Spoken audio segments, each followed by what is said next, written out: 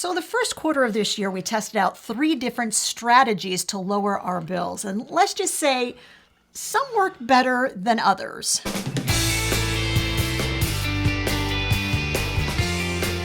Lowering your monthly bills sounds simple until you actually try it. Well, we tried out 3 different strategies this quarter, and we're going to break them down for you step by step. This is going to make it so that you can look at the bill that you're trying to lower and sort of match the right strategy to the right bill. And that's going to help you to budge those bills far more effectively. If you'd like to lower your bills this year, drop the word lower in the comments section. And while you're at it, like and subscribe. If you don't know us, I'm Larry. And I'm Hope. And we're from Under the Median, where every week we bring you videos on practical frugality. Strategy number 1, we call this the hard to budge bill strategy. And our utility bill is our example. We start every quarter with 3 overall goals that we're trying to reach. And one of those goals in first quarter of 2025 was to drop our overall utility bills by 10%, comparing the first quarter of 2025 to the first quarter of 2024. We were able to lower our usage by 3%, but our bill did not budge. So when you have a hard to budge bill, there are some strategies though that will help you to dig in and to actually make some progress. The first thing you can do is to track usage versus billing trends. This allows you to track what you have control over. You can control how much you use on your electric and your gas bill. You can cut it down and you can make some changes that will help you out in that area. Strategy number 2 with a hard to budge bill is to figure out what habits are you doing that are actually raising the usage and raising the bill. So in this case, with the electric bill, we started monitoring exactly what our activities were that were utilizing electricity in the house. We had what we called our energy diary. Put it wherever you know you're going to be using the most. And you're just going to write down the date, the time, what did you use energy for? Now, this isn't something like turning on a light bulb. These are high energy use activities, like turning on your electric oven. That triples our overall electric usage for the amount of time that we had that oven on. We were able to figure that out by keeping an energy diary. The other thing you can do is when you're using appliances is to use Larry's favorite thing in the whole wide world, and that would be a kilowatt meter to figure out how much energy those appliances are using in the first place. Now, let me say that the kilowatt meter is only good for things that you plug in to the wall and that use 110 volts. It is no good for an item like our oven, which uses 220 and it's hardwired.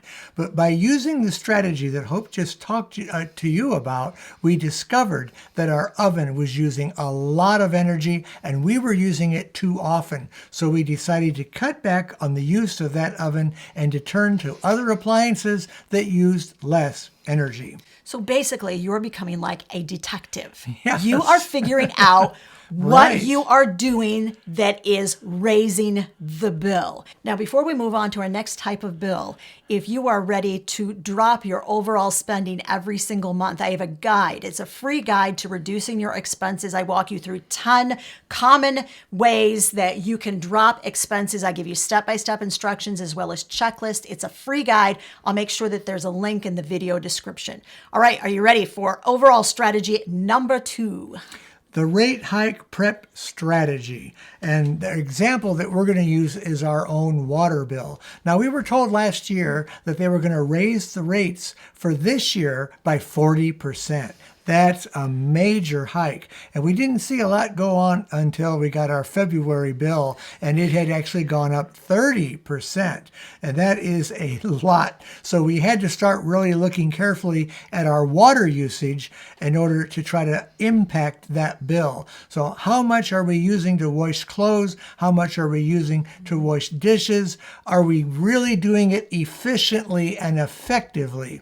In the case of washing our clothes, we try to use use a full load each time. That way you're using about the same amount of water for washing the most amount of clothing. We take short showers. I can take a shower now in 4 minutes, completely shower and shut that water off and not use any more.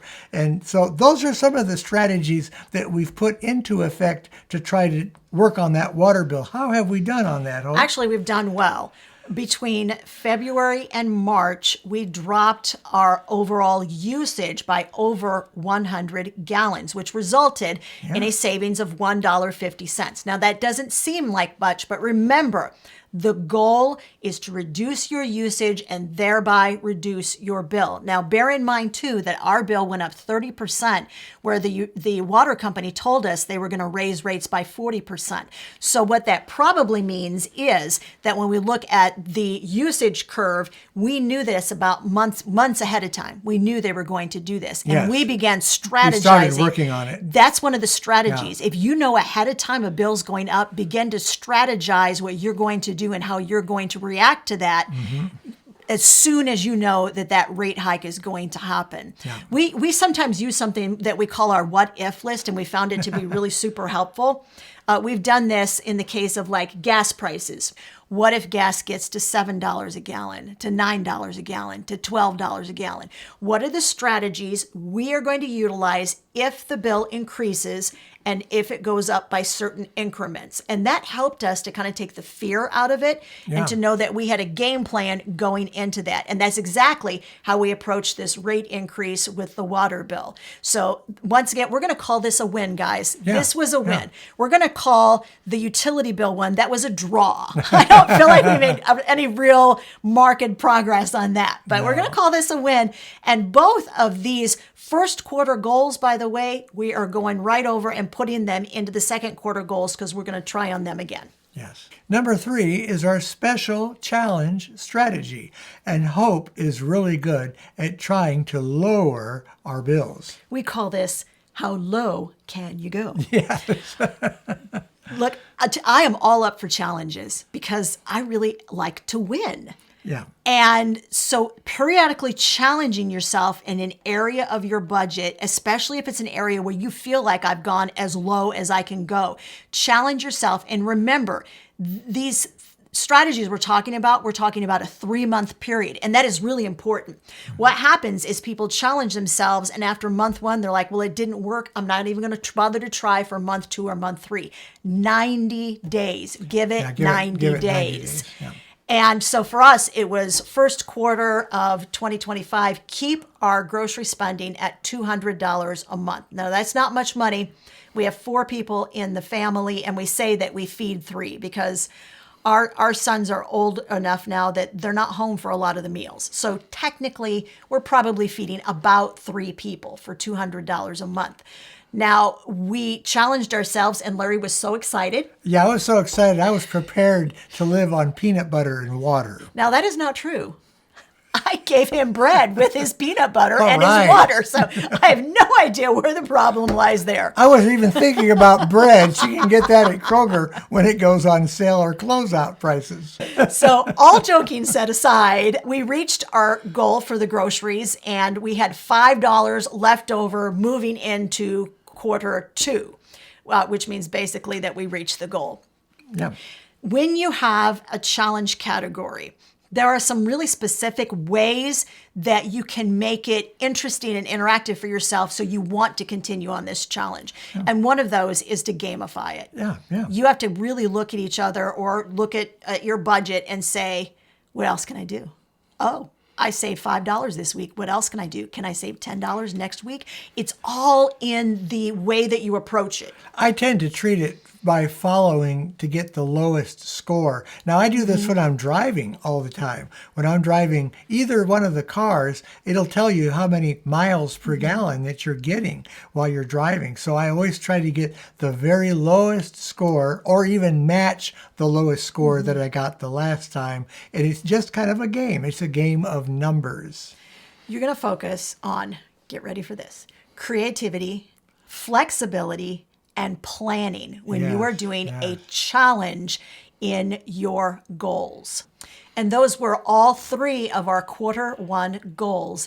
And just so you know, we did roll all of them over to Q2. And the only other Q2 goal that we added was we are prepping for a vacation this summer. And I just put the goal on there to remind myself that we want to figure out how many free activities we're doing on vacation and which paid activities, that kind of thing. And yes, we're going to take the camera with us and we'll do a video on our frugal family vacation and exactly what we did on vacation.